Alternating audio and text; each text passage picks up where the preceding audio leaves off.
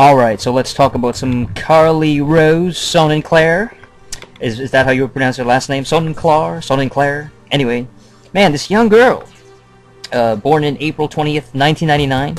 She's 13 years old. Wow. And, well, she's basically singing on the X Factor.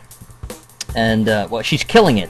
She's absolutely destroying everything. And what's up, guys? Welcome back to ReviewSpace. Forgot to say my intro.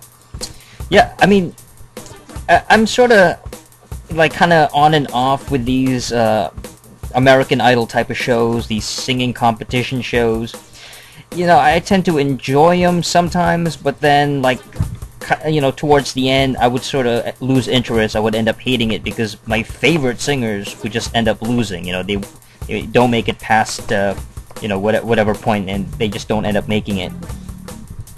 So I sort of have a love-hate kind of thing with these, you know, competition singing shows. But going back to Carly Rose, she's definitely a favorite. Yeah, man, the moment she sang her initial audition, I mean, she had that Feeling Good track by Nina Simone, and it was just haunting. It was absolutely phenomenal.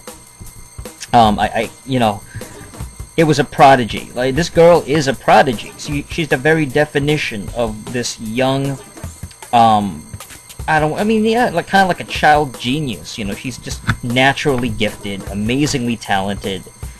She's got it. Whatever it is, the factor, you know, this kind of pure, sheer talent. You know, just complete mastery what she does. So, my God, man, you know, a very rare talent, a very rare singer, and she can actually do it. I mean, she is a great, great singer. Technically, her performance, her vocal, the strength in her voice, it just seems so seamless and so natural. But this particular trending video, it's got well over like 1 million views now. It's a trending video. She did My Heart Will Go On by Celine Dion, one of the more infamous, you know, kind of really emotional tracks from the 90s, you know, Titanic and all that stuff. I actually like the song itself, you know, I mean, I know that people, like, they totally riff on Celine Dion now. Everybody thinks she's, oh, you know, this cheesy diva Canadian, like, you know, whatever. But that song is very haunting, you know, that kind of, it gives you the chills, you know, it's just very emotional. But Carly Rose's performance was just absolutely amazing. She did the song Justice, I think, and she, again, she killed it. And what I liked about it was the whole presentation, you know, I love the background, you know, the whole, it's almost like they're inside a building type of thing, and everything just felt elegant, and the colors, and her outfit, and it was just so cute. And her performance was great. One thing that I really couldn't stand, though, and man, that crowd. The crowd was just ridiculously stupid, you know, I mean, what the hell was that? Every time she would sing a note, you know, a bar, she would say something, and then, you know, there's like a pause in between. The fucking crowd, man, that fucking crowd would just not shut the fuck up.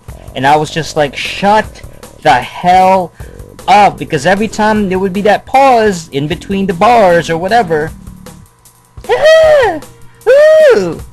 the stupid little bitches in the crowd would just not shut the fuck up. They would just always be yelling, shrieking, like a bunch of, you know, like a bunch of frickin' sirens. Like, what the hell? It really interfered with her performance. It really, I thought, it was very distracting. You know, and that's my main problem, was that, yo, you know, have some fucking respect. This girl is a great singer. Shut up. You know, there's a time and place for shrieking and, like, do that to somebody like Justin Bieber or One Direction or some shit, but to a really great singer like that, I mean, just shut the fuck up, stay silent, stay quiet, enjoy it. I mean, I really wanted the crowd to just fucking stay quiet. It was infuriating, I gotta be honest. It was very annoying. Really hated the crowd. they pretty much ruined the song for me. Well, they almost ruined the performance. They almost ruined that song. When she really got going, and then when that freaking, when she really got into the song, that and it really got into it, and then finally the instruments, and it was able to drown out any kind of stupid crowd reaction.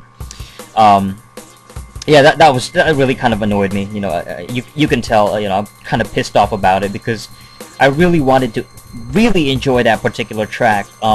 So the crowd, I gotta give a fuck you to that crowd, man. But Carly Rose, she killed it. She was awesome. As far as her winning, and that comment by L.A. Reid, oh, she could be the winner. She could be the winner. I don't know. It's a little kind of. I'm still iffy about it. People say that, oh, she's gonna win American Idol, or not American Idol, but the X Factor. Simon Cowell. It's the same guy and involved in all these shows. The people that I think should win, they almost never end up winning. Like, it reminds me of 2009, Adam Lambert. He should have won that. You go back like 9 years ago with Ruben Studdard and Clay Aiken. Clay Aiken should have won that back in the day, but Ruben won. So you just never know. I kind of wish that this girl would win. There's almost like,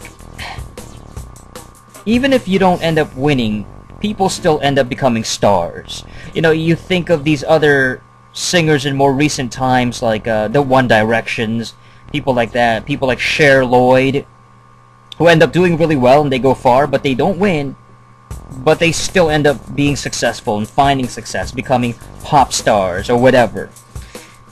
I almost have a feeling in the back of my head where it's like they almost do it on purpose, deliberately. Like, they don't put them in the top spot. They don't let them win so that they can still carve out a market for these people, because if they end up winning, they're almost labeled as just a contestant winner. Oh, you won a contest, you won a reality show, you won a singing competition on TV, and that's it.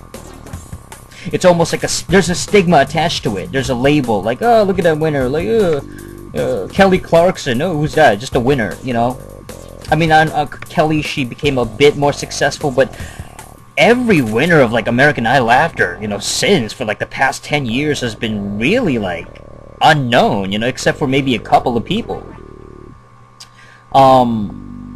So I think that maybe they do it on purpose. There's a deliberate kind of, let's not make this person win, but we're still gonna sign them, we're still gonna make them, we're still gonna give them a deal and push them and make them top stars. So they're not labeled as that, whatever winner of X Factor or American Idol, but rather just this really good singer, that got really far in a competition.